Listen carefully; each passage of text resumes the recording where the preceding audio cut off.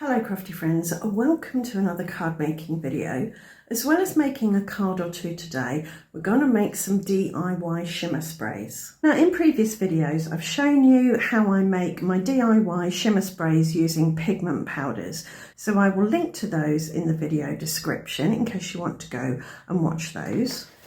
But today I'm going to use mica powders. Now these mica powders have coloured mica but no painty pigment in them. They're not pigment powders, they're just mica powders. And I don't think these have any binder in them. My daughter bought this set for making some wax melts, and when she'd used what she wanted to use, she gave them to me. So I've not tried to make a shimmer spray with them yet, so we will see how we go. I think I'm going to try this universal blue. It's a really pretty blue colour, and I haven't got a spray made up with a colour like that at the moment. For my mister, I'm going to use this little spray. I got this from Amazon when we were off on holiday this year and needed some travel bottles and things. I've given this a good wash out because it did have something in it. I think it was a face wash or something like that. So it's all nice and clean, hopefully. And I'm going to add a good dollop of the mica powder and some clean water. This is just tap water. You could use distilled water, cooled boiled water, and I'm going to add a little bit more just so I've got plenty in there. And I'm also going to add a couple of squirts of isopropyl alcohol, also known as rubbing alcohol, and that's to act as a mold inhibitor. So before you go spraying alcohol around, do read the hazard information and safety information about it, because alcohol in this form is an irritant and can cause all sorts of problems, which is why I only add a little bit to a lot of water. So when I'm spraying, I'm not going to get a face full of alcohol vapour. So what I'm expecting with this is hopefully to get a nice spray, but I suspect it's not going to stay stuck when dry because I don't think this has any binder in it. I'm going to spritz it on this scrap of paper and it gives me a lovely blue colour. I'll dry that with the hairdryer and then we'll see if it stays or moves. So I'll just take a dry finger and rub my hand over it, and you can see that comes off. So I'm going to do the same thing again and show you a way of fixing that mica colour in place. So I think that's thoroughly dry now, and what I'm going to do is I'm going to spray it with some fixative. This protects drawings, etc. from smudging and dust. Again, read the hazard information and use in a well ventilated area. Just needs a little spray, good coverage, and then to be left to dry, which doesn't take long. And then you should be able to rub your finger over the surface and the colour will stay on the paper. An alternative to this kind of artist's fixative is hairspray. You can use that. If you don't want to use a spray, you can try adding some gum arabic to your liquid. You don't need an awful lot. It will be trial and error as to how much you need to add. Gum arabic is a binder which binds pigment, mica, that kind of thing to whatever you spray it on. So give it a good shake, and I'm going to pump that a few times to get the non-bindery liquid out of the tube. So that should have binder in it now. You could also try adding some liquid hairspray to it. Just a few drops again. If it doesn't work, add a few more. So that's dry now. Let's see if that stays on now. That's starting to come off. Looks like I'm going to need a bit more gum arabic in there. We'll do some more spritzing on this paper.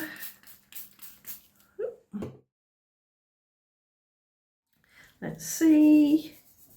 Yep, this time we've managed to get it to stick. It's not rubbing off, so just needed a bit more gum arabic. So if you have mica powders rather than pigment powders, or pigment powders that don't seem to stick when you spray them, then try adding some gum arabic or liquid hairspray to your mixture, or spray with a fixative after you've sprayed it down. Right, before we move on, I want to top up some of my other DIY shimmer sprays. This one has, I believe it's crushed velvet luscious powder in there, but it's running short, so I'm just going to add a little bit of the alcohol, and instead of crushed velvet, this time I'm going to add fuchsia blue just to get a bit of a different colour. And the amount of powder you need to add will very much depend on the powders that you have and the intensity of the colour that you want. So the luscious powders do contain binder, so I don't need to add any gum arabic. I've got water, some IPA and my luscious powders. And I'll just test that on this one. So it's a nice purpley colour, and this has got binder in, so it should stick that blue underneath as well. And this one has got teal luscious powder in, I think. It's got quite a bit of powder but not so much water. So I'm just going to top this up with water just to see if I need to add any more powder. I will add a drop or two of isopropyl alcohol. So you need a good shake before you use them, obviously. So on this one I will add, oops, I went right over there. So this one gets some green or some teal. So it's slightly different. I'll just spray this one on another piece of the hammered textured card that I used for the others. Keep some textural consistency. So you can find that sometimes the nozzles on these little bottles clog up, but what you can do, and this was suggested by a viewer of one of my other DIY shimmer spray videos, is keep another bottle just full of water. I've got water and a little bit of the alcohol in, and just spray it till it sprays clear and give it a wipe. And that way you're not going to get particles clogging up your nozzle. And if you haven't got a spare bottle, you can always just put it in a pot of water and spritz it till clear water comes out, like that. And you get a nice clean nozzle. And one more thing, and I don't know if you'll be able to see it in here, but I've actually got a little stainless steel nut in there. You can hear it when I shake, and that just helps the powder to mix with the liquid when you shake it. So you could put a ball bearing in, or as I say, a stainless steel washer or nut, and that should do the job. Oh, there it is. Where's it gone? Yeah, you won't be able to see it. Right, so let's make a card or two. I'm going to use this purpley bluey one to cut some flowers. So I've cut some purple flowers, some teal leaves and a white flower centre. And now I want to create a squarish torn edge shape from the blue.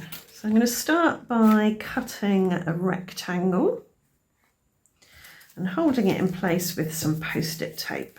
So there's our rectangle, and even the post-it tape didn't pull the blue off there, so that's good. And then I'm going to place this across the bottom like that. That will hopefully give me a squarish shape. And there we go, a nice torn edge square. Now we can do a bit of assembling. I've got a panel of linen textured cardstock here. It's got a nice bit of stitching detail around the outside. That can go on the front of this linen textured card.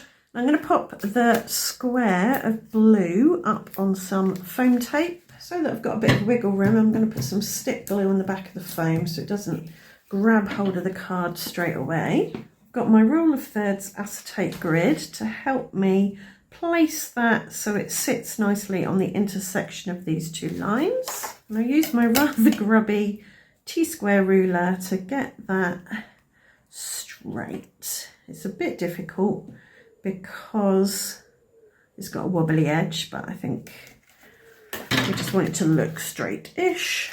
Now to assemble my flower, I'm going to put some glue there and add the second set of petals on top like that, and then add my flower centre.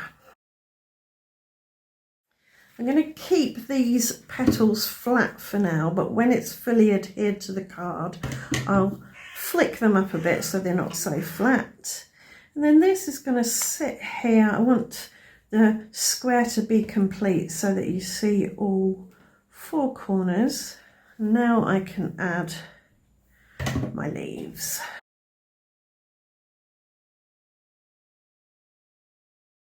For my sentiment, I've got this pre-printed and cut, always in my thoughts. I'm just going to add some glue on the back and pop it up in this corner here so it's diagonal to that flower. Could go over a little bit so it just hangs off the side there.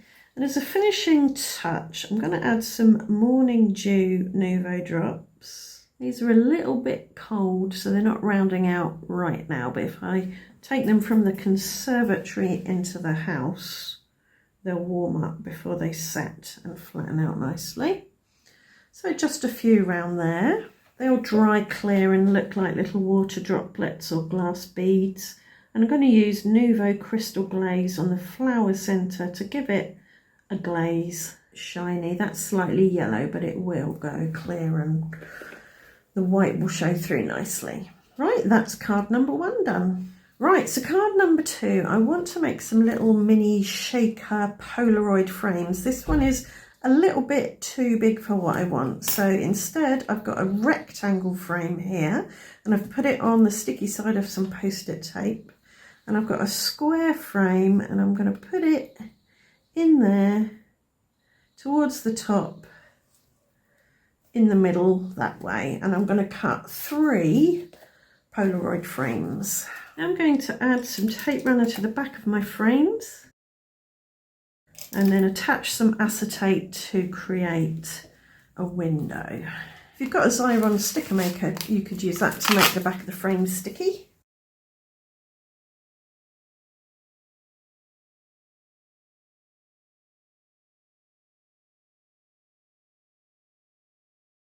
Now I'm going to take some foam tape and put it on some sticker release paper, and then I'm going to cut it into some really thin strips. And these I'm going to put on the back of my frames to create the well for my shaker bits. Now I'm going to take the rectangle that I used to make the frames and cut out some colourful bits. Right, we're almost ready to assemble our shakers. I'm going to take off the backing, because I find if I put my shaker bits in before I take off the backing, I invariably shake them out of the shaker pocket with all the jogging around that I do.